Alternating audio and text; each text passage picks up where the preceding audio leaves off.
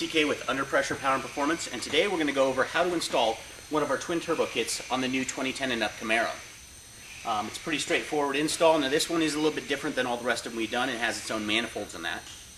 But we'll go ahead and get started and show you what you need to do. Okay, now before we get started, what we want to do is actually go ahead and disconnect the battery on here. But we're not going to, since the battery's already in the trunk, we're not going to have access to the trunk. What we do is take a rag, just fold it up, and kind of put it over the trunk latch, so that way when you set this down, it's not going to close it. Otherwise, you won't really have a whole lot of access back to the rear since we don't have any electronics in the car working after we disconnect the battery. Alright, so what we're going to start with first is we're going to go ahead and start removing things, get everything out of the way that doesn't need to be there, that's going to interfere with the kit, that we're going to either relocate or just get rid of altogether. So first we'll start with the exhaust, the mid-pipe section here with the cats. Let's go ahead and pull that off. We're going to go ahead and pull both manifolds off, the cast manifolds that are bolted to the head, as well as let's go ahead and remove the front bumper right now, get all that out of the way. That way we've got plenty of access room up here to get our intercooler and whatnot in. Alright, next we're going to go ahead and start removing some of the components around the engine bay here. So what we're going to do first is take off the intake that you've got inside of there, along with the vacuum plastic line that's on it. We're going to go ahead and take the air box out, get rid of those. Next, we're going to go ahead and take this plastic cover here off, as well as the supporting bracket that goes underneath it here. They just pop off.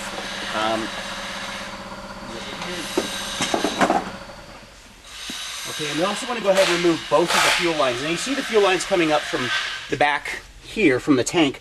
Now the bigger one is actually going to be your fuel line, and that one is actually, let's see, this guy right here, and it's going over to your fuel rail. So we're going to go ahead and disconnect that, and we're going to discard of it. We're actually going to replace that with another one. The other one, the smaller one, is going to be part of your evap system, which is this guy here. Now we're going to go ahead and take the whole entire evap system out. So that's the line coming up from the tank, the evap solenoid, as well as the plastic line that goes over here. We're going to go ahead and pull that whole thing out and discard of it. Now that you will have to program out of your system using HP tuners or EFI Live or whatever you're using to tune this platform. But we're going to go ahead and discard that and just get it out of the way. Alright, next what we're going to do is remove this bracket and our battery connection cable up front here. So what we're going to do is go ahead and disconnect this, just unscrew the bolt here, and you'll see one of the lines just comes out. Just set it aside for now. We're going to go ahead and just tuck this back up here out of the way. Now this bracket is actually mounted to the frame here. The way to get it off is we're going to just take a drill bit and drill out the spot welds that are on here until it basically comes off. Now you notice under this it's not painted, so we just took a little rattle can to help cover it up, keep it from rusting and make it look better, because you'll actually have little spots that aren't painted. So just go ahead and touch those in real quick. That way, like I said, it doesn't rust. Alright, next on the passenger side here on the fender well on it, we're going to kind of do similar. We're going to move part of the bracket. Now this is the bracket that holds the ABS module here, and the heat shield is actually bolted to this stud here. So what you want to do, remove the nut that's on there, pull the heat shield back for a minute, and then we're going to actually cut this off from there. The other side, if you can get down in here and see where it comes out, we're going to bend and fold that back just a little bit right here, so that way we have enough clearance room for our turbo setup that's going to go in here. And we'll just go ahead and discard of this piece here, as we won't be needing it anymore. Okay, next up what we're going to do is the fuel lines here are in a little plastic clip. So we're going to go ahead and pop those out of the clip, and we're going to push them back out of here, out of the way. And they'll actually bend pretty easily. Just be really careful because you don't want to kink them. If you kink them, you're restricting your fuel supply. But we want to basically push them back so they're on the outside of the brake lines here. And then we're going to take our heat shield and kind of bend it and push it back up into place here. And what we'll do here in a minute is actually through this hole where we remove the stud, is we'll go ahead and zip tie that back up into place, kind of hold it over here, that way it's not vibrating up in here and rattling around. We want to get the heat shield basically pushed as far back this way as we can, so that way it's nice and out of the way. Next what we're going to do is go ahead and remove the coil pack bracket assemblies. Now you want to leave the coil packs on there. You can see we've removed but one of the coil packs so far. We're going to cover that in a later section, but we're going to go ahead and actually relocate the entire assembly here. So for now, let's just get it out of the way. We're going to go ahead and pull it off. Keep them all, like I said, together, and we'll go over later how to relocate them and keep them in order so you can make sure that the wiring is going to the proper cylinders that it's supposed to. So for now, just go ahead and take on both sides the brackets for the coil packs off, remove those and set those aside, and we'll come back to those later. The next thing we're going to do is go ahead and modify our two heater core coolant lines here.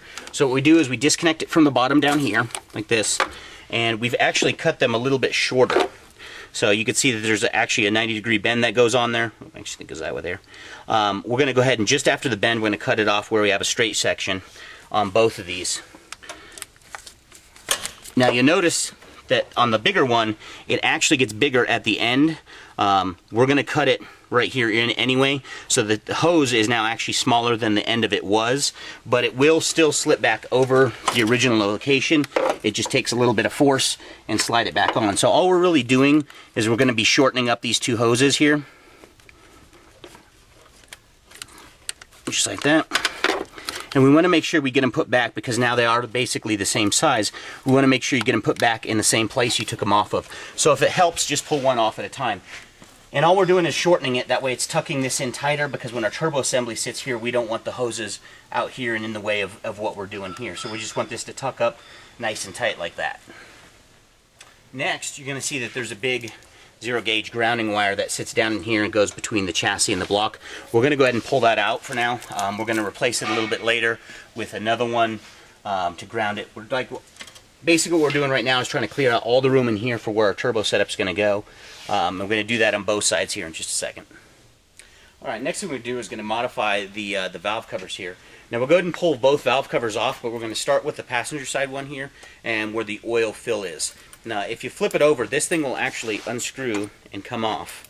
It's a whole neck assembly, but if you look close at it, there is a lock right here. So what you're going to need to do is from the bottom side,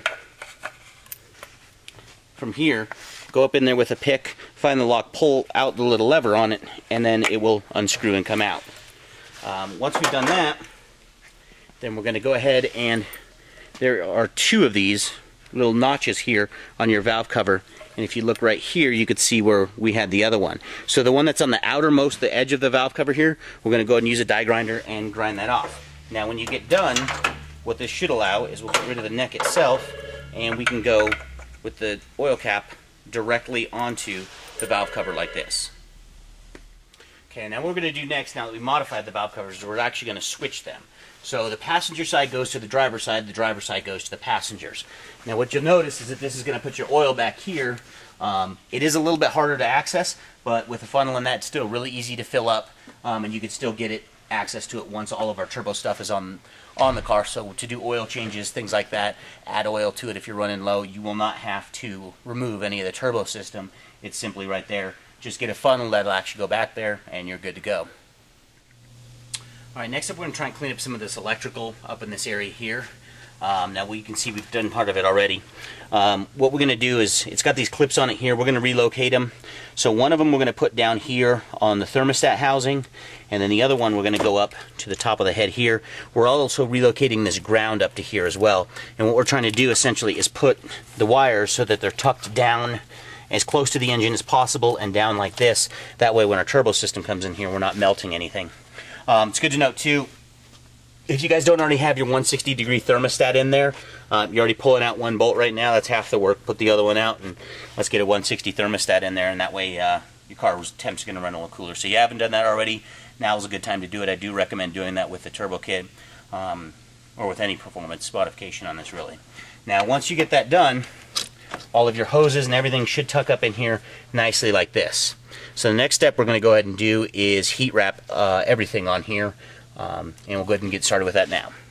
Alright, for the next section here, we're going to go ahead and jump into some of the wiring. What we're going to do is relocate the battery wire here that's going to the starter and the alternator. So the factory one used to come up to our box that we've pushed back out of the way here, and it came to right here. What we're going to do is, you trace, it's got two wires coming out of it. One of them goes right down to the alternator, and you can see this actually bolts to the alternator. And we're going to cut it off right there. Now the other one coming from the alternator, leave there, that's actually going back over towards your fuse box there, so we're going to leave that one on there.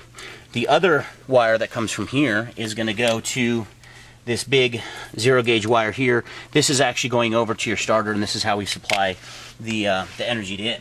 So what we're going to do is we're going to go ahead and cut it right there. We're going to trim this back. We're going to go ahead and install one of our electrical eyelets, and this will actually mount right here to the alternator along with the other one.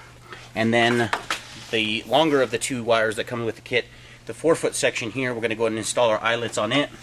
and we're going to do the same thing. We're going to mount it right to the alternator as well, to that same post, just like that. From there, we're going to come up, we're going to tuck up under here like this, and we're going to come back right to the factory box, and we'll do the eyelet right here on this one, and that way it'll sit back up in this corner when we're done. And then what we'll do is we'll zip tie the wires themselves to, like, the ones up in here, and then to the master cylinder here. That kind of helps hold it and steady it, and then that way we can put our cover back on, and the box is going to sit up in the corner like this here. So we'll show you what that looks like here in just a few minutes when we get done.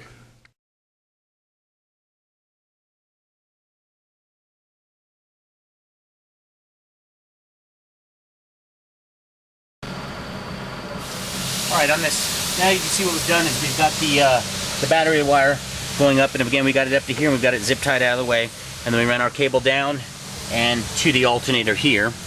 This one here is the factory one that used to be going up to the box up here, and it goes over to the starter, so we relocated it.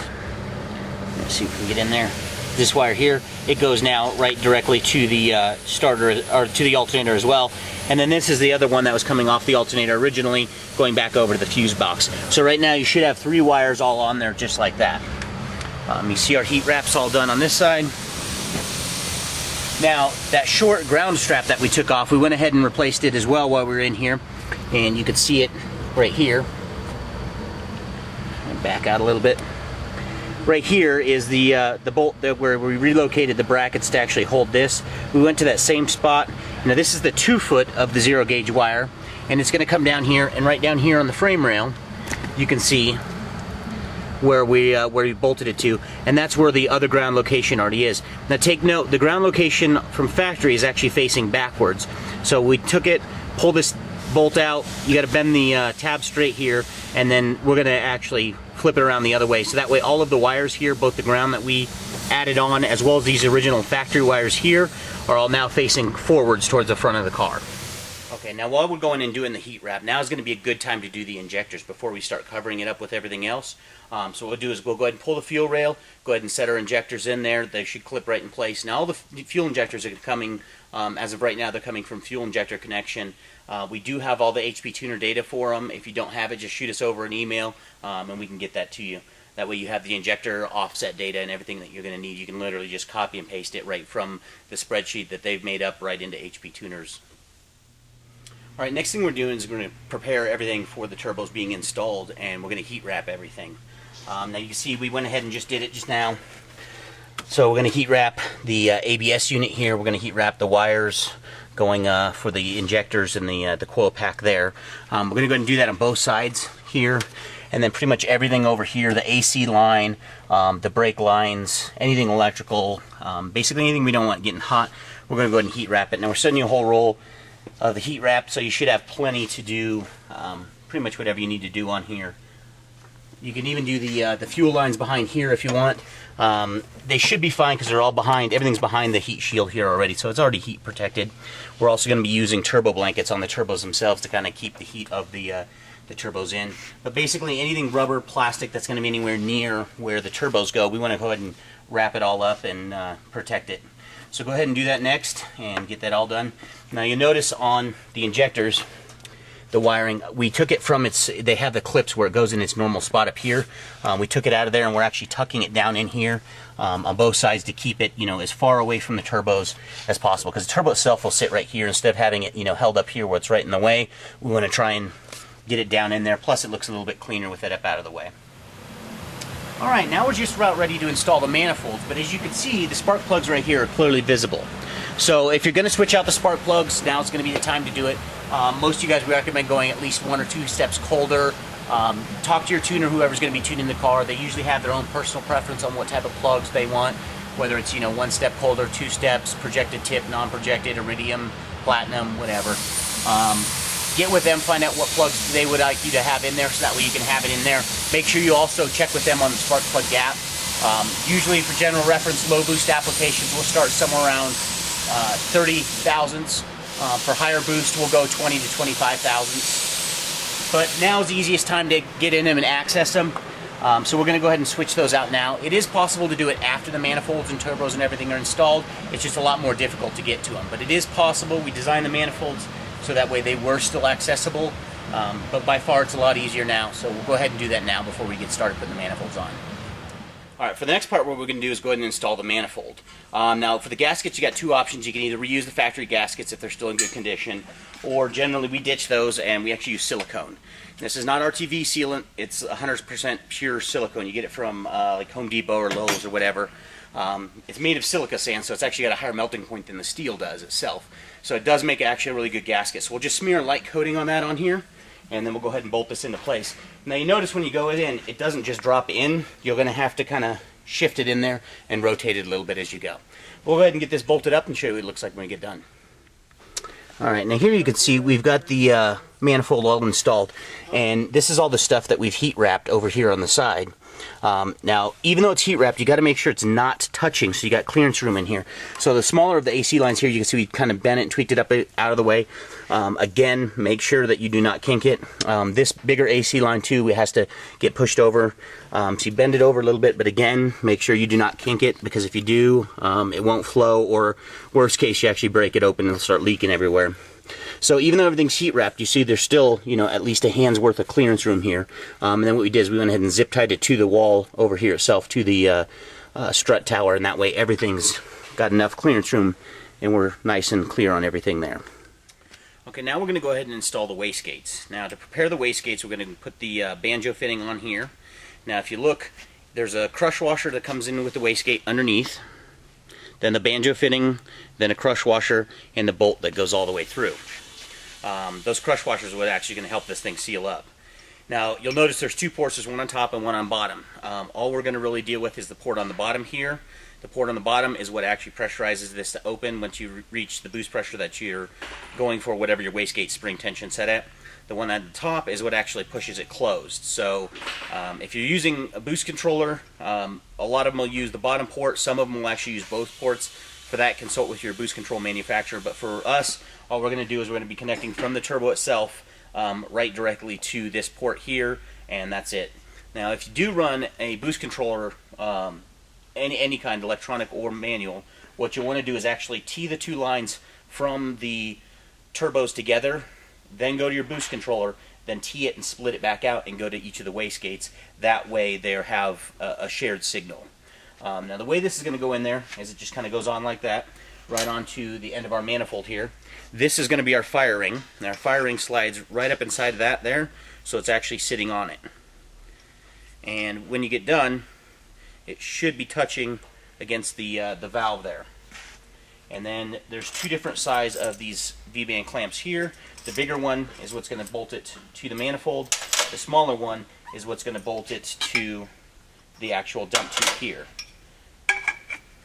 Now the way these are oriented in there are going to be just like this. The passenger side one is going to loop under the frame and point out the passenger side. The driver side one is going to be the opposite and point out the driver or the passenger side here. Now you want to leave these loose, so go ahead and put them on there and clamp it down, but leave it to where it still swivels a little bit. And the same when you put the other one on. That way you have some adjustability room. Get it positioned exactly where you want it, and then go ahead and tighten them down. Now we'll also use a really light layer of silicone on here around both of these edges just to help you make sure that the seal is proper.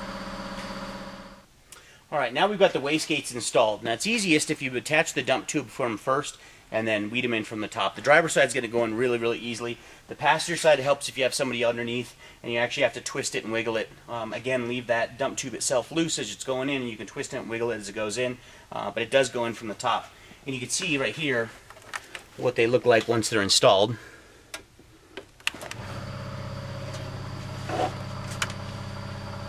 And give me just a second. We'll go ahead and lift the car up and show you what it looks like on the bottom and where they come out at. Alright, now on the passenger side here, if you look just behind the steering shaft there, coming down right next to the motor mount, it's going to dump sideways just like that. And the driver's side is pretty much identical. In fact, the dump tubes themselves are identical to each other. And you can see it coming out here again, right by the motor mount, just going straight out the side. For this next section here, what we're going to do is go ahead and prepare the turbos and get those ready to go in. Now what that's going to involve is we're going to clock the turbos. So these 6 bolts on the compressor here, and then the 6 bolts right here on the turbine, we're going to go ahead and take those loose. So that way this spins freely, as well as your compressor section here in the middle, and everything spins. That way we can orientate it in the direction that we need to. The next thing we're going to do is go ahead and install our oil feed. Now, our oil feed is going to be the dash 4 on top to the 1/8 inch MPT on bottom. The 1/8 inch will get the Teflon on it. The dash 4s or any of the AN lines never get Teflon. So that's going to screw right into the top of our turbo here to give us our feed. And for the oil return, we're going to have this plate here that bolts onto the bottom. And we got our 45 going into it, and it's going to bolt up. And you want the 45 facing so it's pointing towards the compressor cover like that. So we don't want it facing this way or facing backwards. We want to face it forwards. Now, with these feed fittings here, the NPT fittings are tapered. So as you screw it in, the hole gets smaller, which means the back side is actually too small. So if you notice, if you screw it in the front side,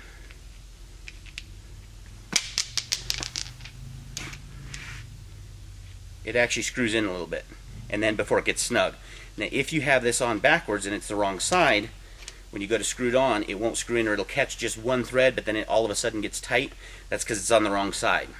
So take it, flip your plate over, and go in on this side here.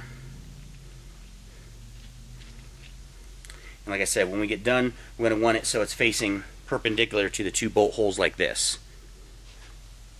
Now we'll go ahead and re-Teflon this here. For this here, just use a little bit of RTV sealant. Don't use a lot where it's actually squirting out everywhere and clogging up the oil return line. We just want a light coating on this, and then we'll go ahead and bolt this to the turbo with the Allen head bolts here. Now these are going to be the M8 125 Allen head bolts, and those will bolt it to the turbo and make a seal on there.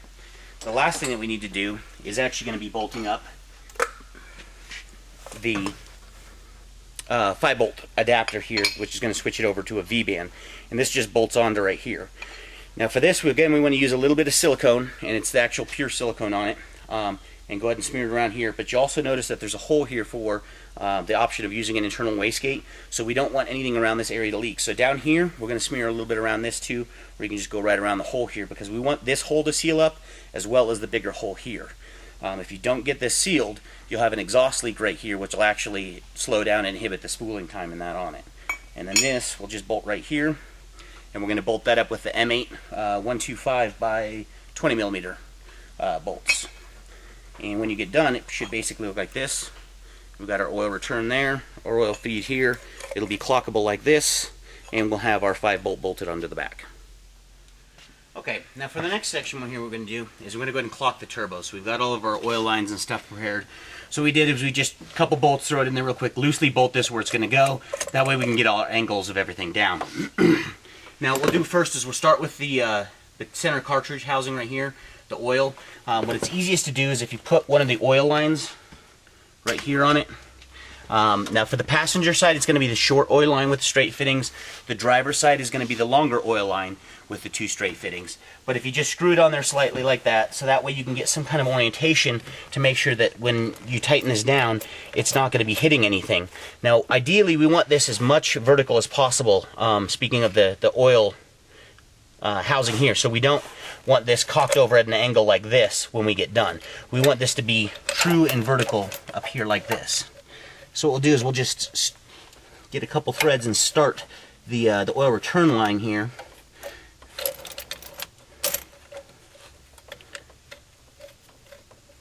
That way we can kind of see, once we get done, what direction the oil line is going to be facing. So what we're going to do is try and get this vertical like this, and then we'll go ahead and snug down at least 1 or 2 of these bolts going between the center cartridge here and the turbine.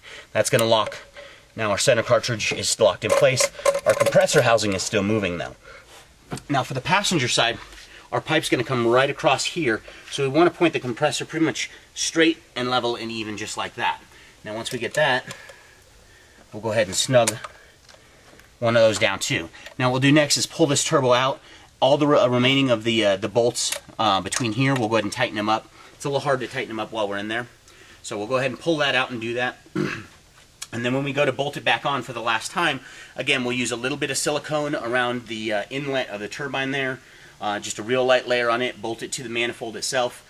That's going to bolt up with the 4 of the M10 by 1.5 30 millimeter bolts we'll bolt that turbo up, and then the turbo will be permanently installed like that. Now for the driver's side, we're going to do the same thing, pretty similar. You're going to set up the oil line here. Now, we told you that they're going straight out, so now that we got it straight out, as far as the 45 here, we're going to turn it and cant it slightly. So now that you got it in there, you can put your wrench on it, and we'll turn it so you can see that the fitting that we had facing straight towards the compressor is now slightly tighter, and it's facing just a little bit. That way it offshoots and we don't run into the manifold here with the wastegate line. So again, it's easiest if you hook it all up first. That way you can kind of see exactly where you're going. You're not overshooting or undershooting it. And we want to get this, again, we want to get this vertical here, but we want to keep this oil line from touching the manifold itself. So right about there is vertical. We still got about a finger's worth of clearance room under the oil return. So we'll go ahead and tighten one of these up on the turbine going to the center cartridge. So now it's snug and it's not going to go anywhere. So next we'll do the turbo itself. Now this one is going to face pretty much directly down, straight out here, and then when to come with our bend, this is actually going to be tucked over just a hair. So this one here you want pretty much going straight vertical down. And once we get that, we'll go ahead and lock that one into place as well. And same thing with this side, we'll go ahead and pull it back off. We'll tighten up all of the rest of the screws to keep it from clocking itself. And then we'll go ahead and silicone it and bolt it on so the turbos will be permanently installed. For the oil return lines, what we're going to do is we're going to come in right now with the straights. Now remember, the longest one that you got with the two straights goes on the driver's side. The shortest one goes over here. And we'll go ahead and connect those in. Again, make sure that they're not touching the exhaust on it. They can get close to it and stuff, but you want to kind of keep it away. And then over here on the passenger side as well. Now what we're going to do is loop those back down around. The driver's side goes under this power steering line right here, and we'll come right across to the front. Passenger side's just going to come right down into the front here as well. And you can see right here we've teed them together. Now the T goes, so we come into each of the sides, and then the middle section of the T is going to point out and is going to point actually downwards, and that's where the output of it's going to go. Once we get those set, what we want to do is come back in here and make sure that the lines are constantly flowing downward, at least to some slope. In here they look like they level off a little bit, and that's fine, but we want to make sure there's kind of a downward slope on them. What we don't want is for the line to go down here and have to come back up by the time it gets to the T. Because if you make a downward flow pattern and then it has to come back up to get to the T, it's going to puddle up inside of that downward area. So we want to make sure from both of them that it's a gradual downhill all the way, and that there's no dips in it where it has to come back out. Otherwise it effectively creates a P-trap, and you'll puddle your oil in there, it won't get out of it, and then you'll start backing it up into the turbos. Now we'll go ahead and take a look from the bottom side, and we'll get started with the oil return pump down there. Now for the oil return pump, what we're going to do is we're going to use these brackets here. These are the oil return pump brackets, and if you'll notice, the holes here are not directly centered, so it's not even. So what we're going to do is bolt these to the oil return pump. Now this is our oil return pump assembly here, and the brackets will actually go so that the pump is more, the forward end of the pump is more towards this side over here. So if you get it on and pump is actually slid back, see if I put the bracket the wrong ways, then your pump would be back closer to here than the front side of the pump. So we want the pump side closest, like this here. Now we'll go ahead and bolt those up. We're going to use a washer on the bottom.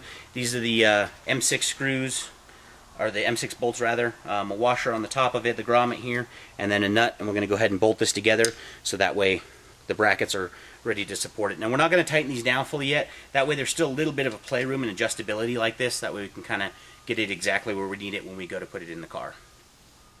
Alright, now we've got our oil pump assembly with the brackets installed here. We'll go ahead and install the dash 10 and dash 6 fitting as well. The dash 10 is the bigger one, and of course that's going to be the in to the pump. The dash 6 is smaller, and that's going to be out, and it says right there on the pump. Alright, now this is actually going to bolt up in right down here. Is how we're going to bolt it up in there. So what we want to first do is we're going to actually have to drill the holes to mount this up in there. Now our first hole, it's got the slot in here, and we start with that one. So we'll come up through here and we'll go ahead and drill this out all the way through, and we'll put a bolt in there. Once we get that bolted and get it snugged up, we can move this around a little bit, we'll go ahead and drill, line up our second hole here in the frame, we'll drill it, and then we'll do 2 more up in the front here. Alright, now you can see here we've got the pump assembly installed. Again, the front screws or bolts here are going to be bigger. These are M10 1.5 by 70 millimeter, so they're a bigger, fatter screw, plus they're longer, and that's because we're going through a bigger subframe. We're spreading it out over a greater length. Back here, they're going to be M8 1.25 by 40 millimeters, and then we got the nuts and the washers on the top side on both of these here, and then these are our M6 bolts here. So what we did is, again, to recap, we went ahead and put these on, but we left them loose, and we start back here with the slotted one, drill a hole and bolt it up, and then just use this as a template and kind of drill them and bolt them as you go. It's not exact where they have to be. You can shift it around a little bit, forward, backward, that sort of thing. Just keep in mind, watch where the fittings are, so that way your oiling and your oil out are not making contact with anything. You don't want the oil out going right into the side of the oil pan here. Also, another thing to consider, on the top side of it, as you come out here, watch for things like electrical, like this, any oil lines or power steering lines, anything like that as you're coming through. And also make sure, if you feel across the top here, I believe there are a couple of nut certs that are welded to it. When you're coming through with your hole, you don't want to hit one of those because you're not going to be able to drill through it. So just kind of plan it out and line it up and go, okay, I'm going to drill my hole here, make sure it's clear on the top, and then go ahead and drill your hole through it. Alright, for the oil line now, you can see right up in here, our T-fitting. And this is up in front by the radiator, and it's pointing down. We're going to come off that with our 45 degree. Now both ends of this last -10 line are going to be 45 degree. And then we're going to come, it's going to wrap around the side here, and then go back in. You can see it wrapping around from the front, past all the suspension stuff here, and then we're going to shoot right back in and connect it up with the -10 on our pump right here. And then coming out the other side here is going to be your -6AN. Now we're going to go ahead and attach that as well, and we're going to run that and shoot that straight right back up through here. So it's going to come across right in front of the oil pan and head up. Now that one there is going to be our oil return, and that line is -6 with a straight on both sides. So it's going to be the longer of the -6s, and it's the only one with straight fittings on both sides. Alright, the next thing what we're going to do is we're going to work on the oil feed. Now to tap into the oil feed, we're actually going to come down here to the oil cooler. The oil cooler is this big thing that's sitting off right next to your oil filter here. It's this whole unit assembly here. So what you need to do is take these bolts out, the 13 millimeters. Now only half of them need to come out. Look, some of them go through to the oil pan to actually hold the unit on, and some of them hold the oil unit together. We don't want to separate the oil unit, so keep the ones that hold it together there, but the ones that actually bolt it to the block, I think there should be 6 of them total, come out. And then we're going to need to pull both these 2 coolant lines right here off. Now the way to do that, the easiest, is pull this little black plastic thing back off of it. It sits on there like that. So you're going to pop this back off. And then when you get done, there should be, right here, if you use a pick, there's a little metal clip exposed. You can pop the clip off, and then the hose line will actually slip right out of it. And it's just got an O-ring that it seals up within there. So you can go ahead and pop that off, and you'll take the oil unit assembly here down. Now once we do that, we're going to tap into, you can see that there's 2 clearly defined runners for the oil. Now the oil, what it does is it comes out of one of these, goes through the cooler, and then turns around and comes back. We want to tap into the front runner. So what we're going to do is anywhere on here, just drill it and tap it with an 1/8 inch MPT tap, and then you can see we've already got ours drilled, and this is our 90 degree fitting that's going to go in there like that. And we're going to screw that in, so it's going to kind of be facing upward and diagonal like that, pointing up, and we're going to go to the turbo up front there. So we'll go ahead and Teflon this in, because since ours is already drilled and tapped here.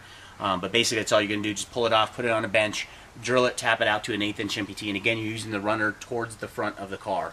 That should be the one that's after the cooler itself, so that way you're feeding the turbos a little bit cooler oil than what we would see going to the other runner. And then we'll go ahead and drill and tap into that, and then we'll start connecting our oil lines. Alright, now you can see we got it in there, tapped in there. We got the Teflon tape on it and that. Now this is going to be a 4AN line that's going to attach to it. Now there's 2 4AN lines. This is the longer of the 2. And then on this side here you can see it's just a straight fitting. The other end of this is a 90 degree. So we want to make sure you get the straight fitting down here. And again, this is the longer of the 2 lines. Now it goes without saying, when you do drill and tap this, it is oil feeding the rest of your engine, so make sure you flush it out really well. What you want to do is there's 2 ports up here. We tapped into the front port, so tap into the rear port and flush that with like solvent, brake clean, something, and then go back afterwards and blow it out with air, so that way you're flushing all of the oil through here and pushing whatever debris that you might have collected from tapping it out of the other port up here, and that way it cleans it out, because you really don't want any of that stuff going through your engine. Now here you can see our oil feed line, and we're coming up, just pointing forward. Make sure you go around the header, the manifold, the dump tube, all that stuff, so you're not going to be touching any of it. And what we're going to do basically is come back and go right up to here. Now this is our T-fitting that we're going to use, and we're just going to actually daisy chain the 2 of these together. So this is going to screw onto here. Our oil feed will come in right here, and then when we tighten it down, we want to pull it back a little bit like this to make sure we're out of the way, and we clear our intercooler pipe coming through there. But you want to make sure you keep the feed away from, like I said, should be pretty clear of everything. You got enough room to go around, clear around the front of the dump tube, make sure it stays away from the manifold and all that. Then the shorter of the other 2 lines, again, we're going to start with a straight fitting, is going to go on this side here, and so go ahead and screw that one onto there.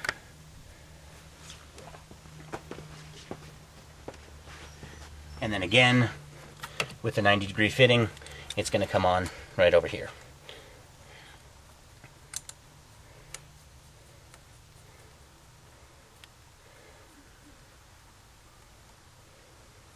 And that's it for your oil feed assembly. That should be pretty much finishing that up. Now to finish up the oil return setup on it, we're going to take off the factory cap because we can't tap into it with the fitting the way it is there. So we sent you an oil cap with it. What you want to do is drill and tap the middle of the oil cap right dead center. And you're going to drill and tap it with a 1/4 inch pipe thread, 1/4 inch NPT pipe.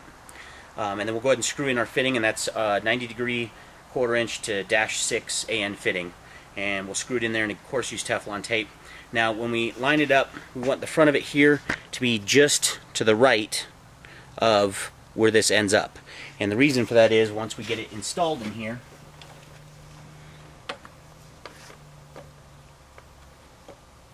we want it facing just slightly up, which is going to keep the oil line here away from the turbo. You don't want it coming directly straight. So just slightly up like this. Now this is the other side, the end of the line, the -6 coming from our oil return pump.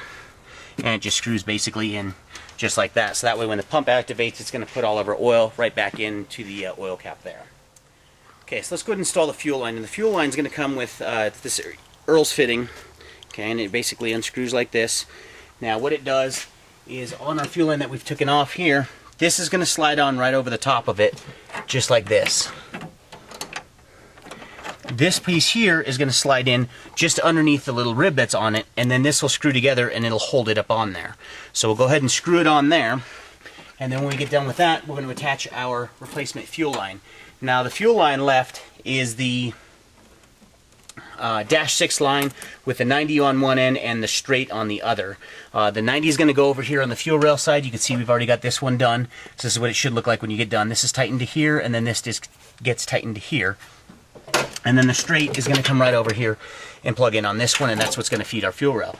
Now we left the line long enough, so if you do have any aftermarket fuel rails, you get a different system, and that there's a lot of flexibility with it, and you can maneuver it around as you need. Now this right here is our wire coming up from our oil return pump, and what we did is on the underside of the car, we just chased the oil return -6 AN line that was coming away from the pump and zip tied it to it till we come up here. And then we're going to pull the wire over, and we're going to mount our relay right here on the fender.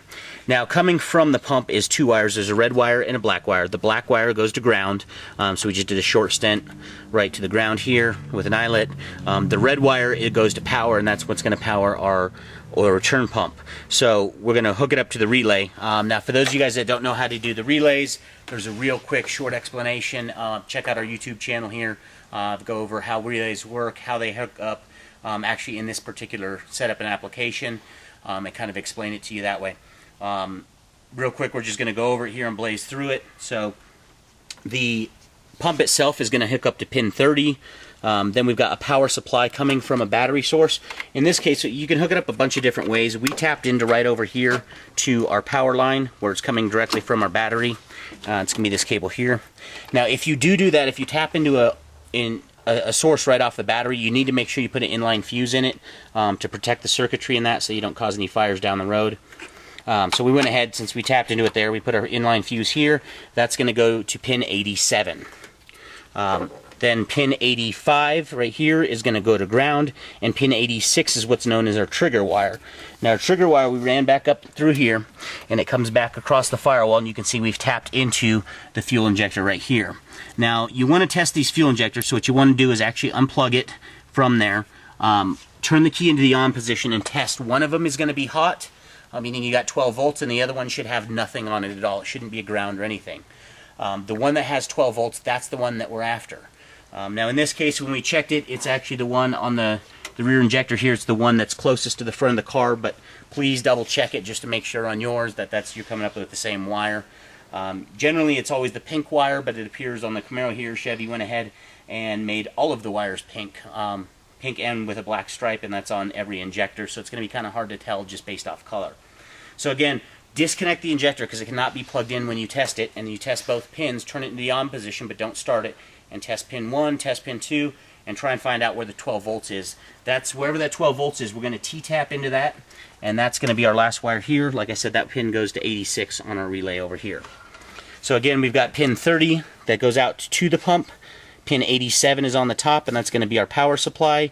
Pin 85 goes to ground, and pin 86 goes to our trigger, which is our injector over there. Alright, next thing we're going to do is move on to our coil packs and relocating those. Now the first thing we're going to do, this is the coil pack banked from this side. Now you can see we've already moved most of the coil packs, but we've got the last one on there so you can kind of show the orientation. Is we want to label them, okay? So we got 1, 2, 3, 4. This is going to help out dramatically later when we actually go to put them up somewhere. We'll know exactly which ones plug into where. Now you can label them however you want. You can label them according to the cylinders. This one I just labeled it's the passenger side, and we've got 1, 2, 3, 4 starting from the front of the engine working back. You can do the 2, 4, 6, 8, and 1, 3, 5, 7.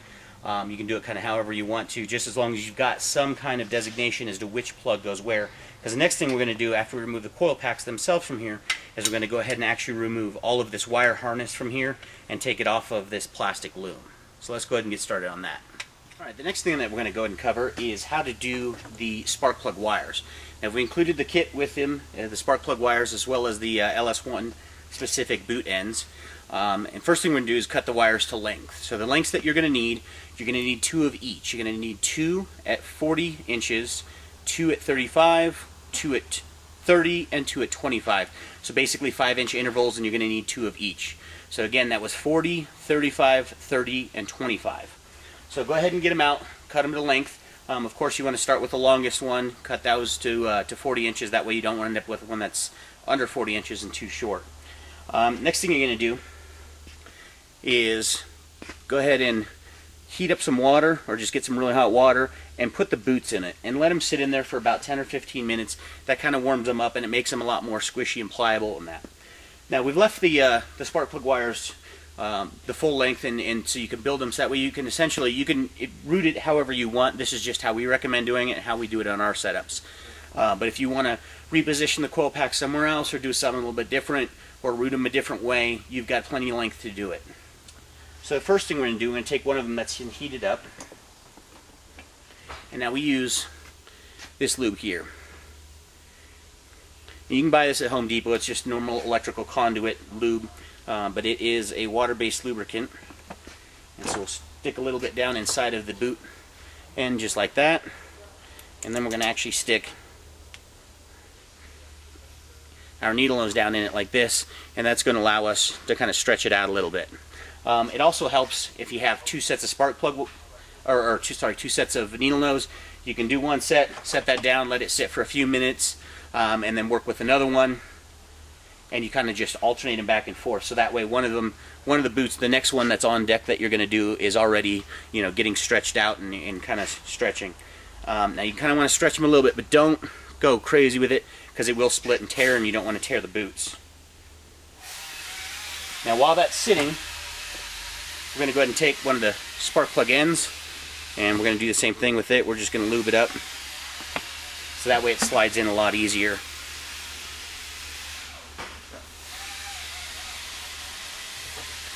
Alright, now we just take the spark plug boot, we slide it off of here, and as quick as we can,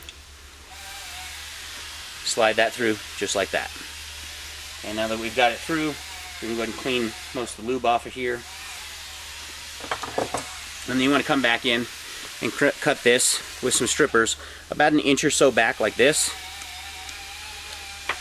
And you're going to expose the core that's inside of there. Now to install the end, you get the little terminal like this. What we're going to do is take this core and we're going to fold it back over like this, and that is going to sandwich on there. So you can see it's folding right into it like that. And that leaves us with the gap that's open like this. Then you want to give it a little squish on the sides. So you squeeze basically these two, you kind of squish them in a little bit, and then you want to fold them down.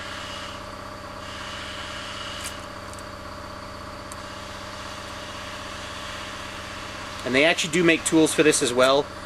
Generally you just use the channel locks, it's easier for us.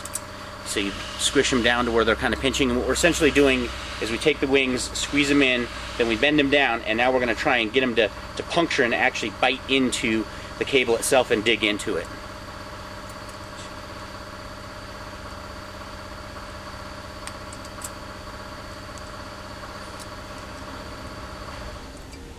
There we go.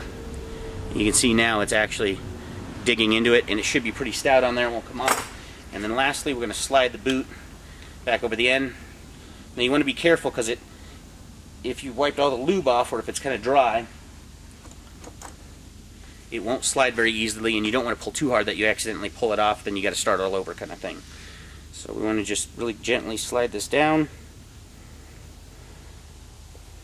You want to get it right about there, where the wire is still protruding out slightly, and then you can actually even test fit it on your coils to make sure that it clips into place properly and that the boot goes over.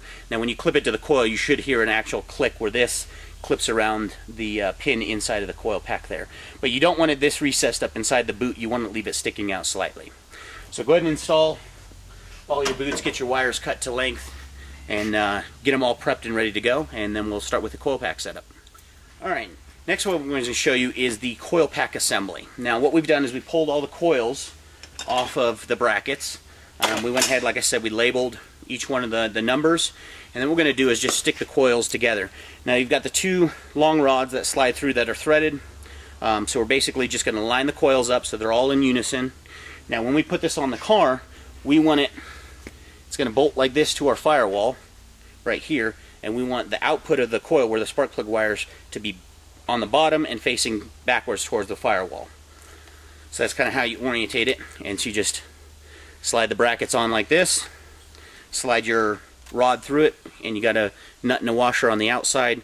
Your rod goes through, and then you got the spacers, the 1-inch spacers in between each of these, and so you just slide the rod through, put a spacer, slide the rod in the next one until you get it all together, and then bolt it up again on the other side. Now the wires, you have the two banks of wires, so we're going to sit on there. It's easiest to keep the banks of wires separate, so you know this was like we labeled this one for the driver's side and we labeled this one for the passenger side. Now when you go to put it on there, the outermost coil will be the frontmost cylinder. So we just keep it kind of exactly how it was before. So when we did it and we pulled it off, we labeled this driver's side, and then we labeled 1, 2, 3, 4. So this is the front, the next one, and the back cylinder. We'll do the same thing on the opposite side. This is the front, number 1, 2, 3, and 4. And you can see our little markings on there, 1, 2, 3, and 4. So the outer ones are going to be the front cylinders, the two most inner are going to be the rear cylinders. And then we're going to get this set up. We're going to go ahead and mount this to the firewall. Alright, now you can see we went ahead and connected all of our spark plug wires to the coil pack here itself, and then we slide it back into place and just kind of part the spark plug wires.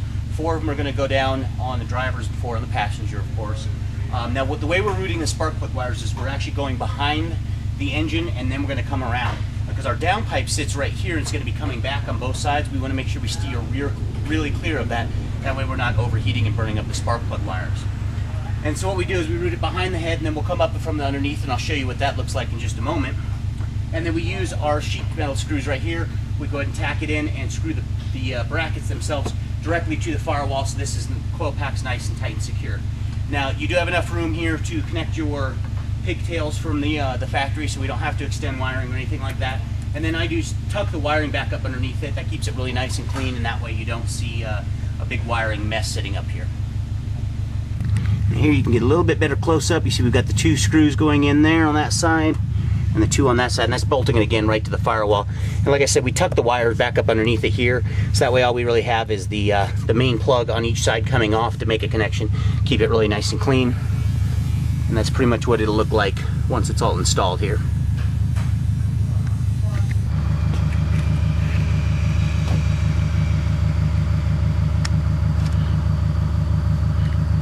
Alright, now here you can see we're on the passenger side. So we get the light up in there. And you can see we just wrapped them and we zip tied them all to each other and keep them real close. And then when they come right around to the back side of the engine here, so you can see they're all wrapped nice and tightly, and then they come around the back side as they go up.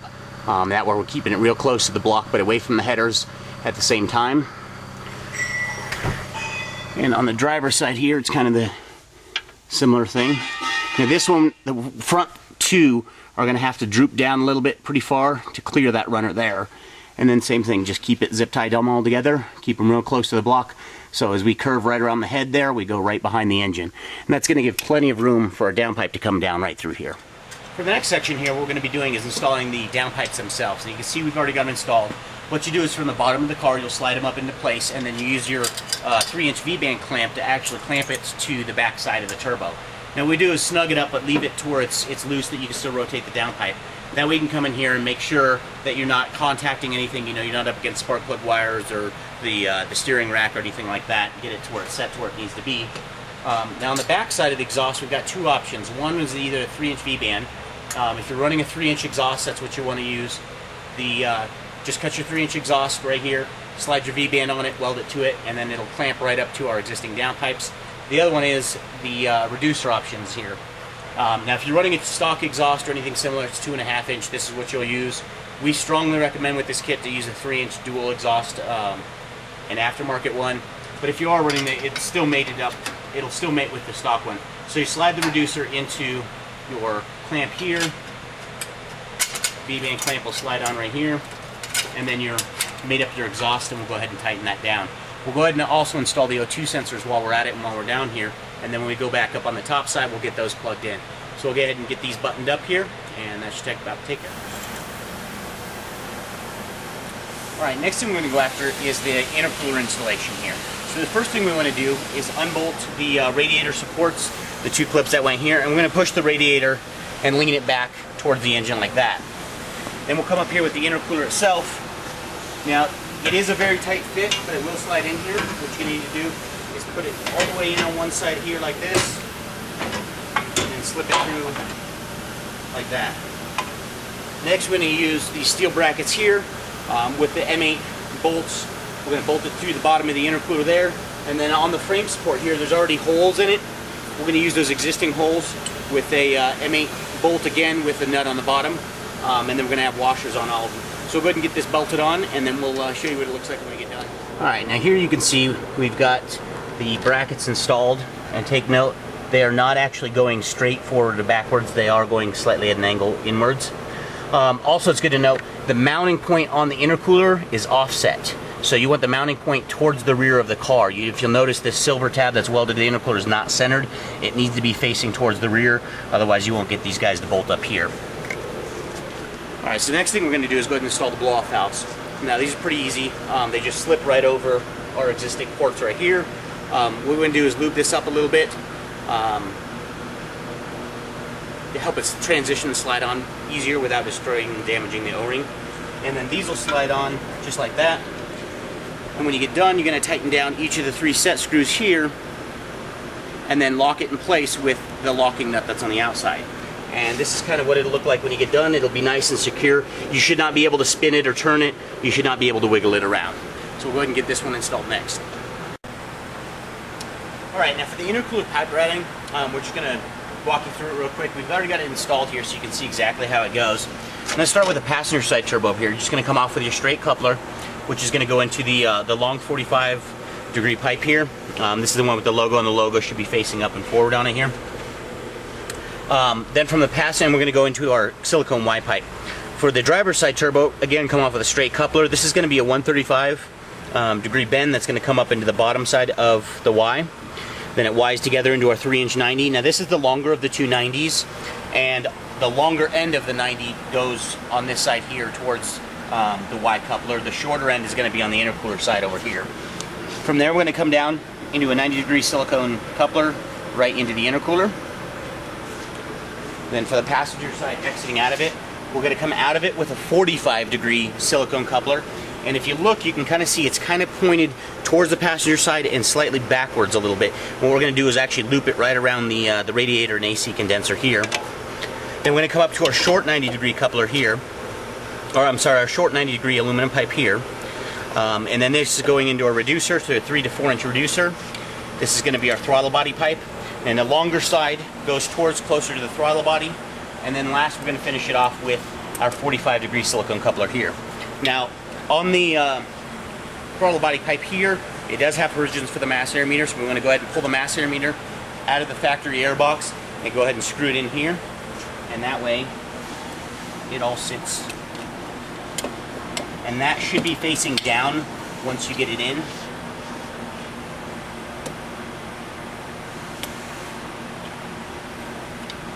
And it should fit in there pretty much just like that.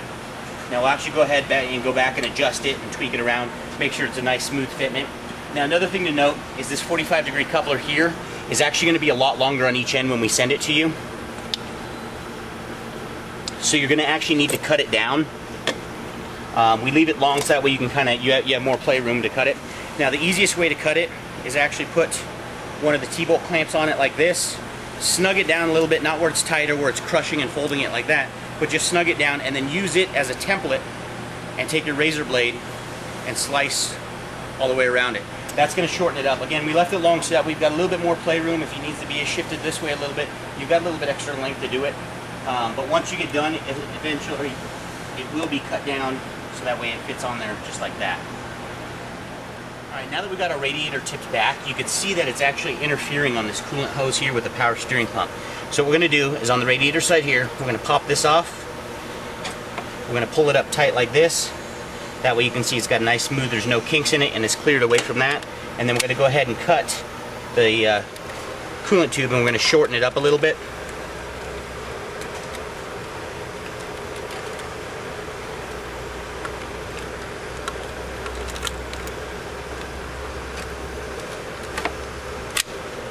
Just like that. And now when we slide it back over, it should have a much cleaner fitment and not be orientated all up into the power steering pump there.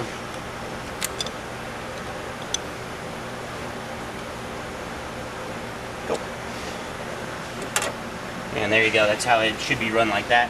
And again, you want to make sure like the pipe coming out, the hose coming off the bottom of it's not going to be touching any of the pulleys or the belts or anything like that, and you've got everything cleared and out of the way. Now we should be ready to go ahead and put that last pipe in. Ready? Alright, now before we put that last upper throttle body pipe on with the mass air meter, we're going to go ahead and install the radiator cover here. Now this is going to go in here basically just like this. So these two bolt holes here are going to mount up to the factory location, and you're just going to use the factory bolts for that. For the other side, these two, if you notice the top of the radiator where our old posts were, there's a hole. So what we're going to do is we're going to tap that out with a M8 by 1.25 tap. Now the hole size should already be the same, and you can see we've tapped this one out, so this is where our screws are going to screw into. So this cover plate is basically going to sit on here just like this. It's going to hold our radiator out, and it's also going to cover up the air gap there. Alright, now to route the vacuum lines for the blow-off valve, what we're going to do first is tee them together. So we run this one here, and we run the line, the vacuum hose right here behind the intercooler, to this valve here, and we'll tee it together to one vacuum source. Then we're going to run that one up. I'm going to run it right over here to the driver's side, right behind the throttle body. Now this is where the evap line was connected to. The one over here that went to your PCV, you can see we've got a vacuum cap on it. If you're running a boost gauge or a fuel system that needs a boost reference or anything, you can also use this one on this side. Since this car's not getting in that, we just went ahead and capped it off. The one coming from the valley though, the silver metal one, do not cap that off, just let that breathe and vent to atmosphere on it. There's one vent there, and then there's ones on the valve covers. If you do start getting towards, you see it's seeping and pushing oil out of there, you've got a little bit of blow by, you can do an oil catch can setup where those go to a catch can and it's vented to atmosphere. But for the time being, go ahead and leave those open. Don't plug them off because you'll trap your crankcase pressures in there. So again, the one on the passenger side here, we just put a little rubber plug on, and then the one on the driver's side here is what we're routing to our blow-off valves themselves. Alright, now we're going to go ahead and install the turbo blankets. These are going to help keep the underhood temps down a little bit. Keeps most of the heat actually inside the turbos and actually make them a little bit more efficient as well. But these are pretty simple the way they slide on. They just slide on right over the top of the turbo. Now you'll notice that they are actually curved in a seashell. So the side with the clips on the sides here goes actually towards the passenger side as it'll be on this one. And that goes for both turbos. So the other side does not get flipped around. And it's just shaped somewhat similar to the snail shell of the turbo. So this is just going to slide over it, and then it's got two springs here. The springs will clip on between there and here, and it just spring loads and holds it in place while it's on there. Now you can see we've got this one already installed over here, and this is kind of what it should look like when you get done. Alright, for the last piece here, what we're going to do is go ahead and bolt on the filters here. Now this is a reducer, 275 to 3 inch, so the pipe's actually slightly bigger. For those of you guys running the 6182R turbos, it's actually going to be a 4 inch to 3 inch reducer. Both of the intakes are the same on both sides. It's just a 45 bend with a little straight section. Now the bend goes closest to the turbo, the straight section goes closest to the filter out here. So kind of just tighten it up like that, and then they're all tightened down with the worm drive clamps that come with it. You can kind of see what it looks like there. That just about finishes it up for this install. All we have left to do now is button her up here and throw her on the dyno. Once we get done on the dyno, we'll go ahead and put all the front fascia and everything back on it and bolt it all back up like normal.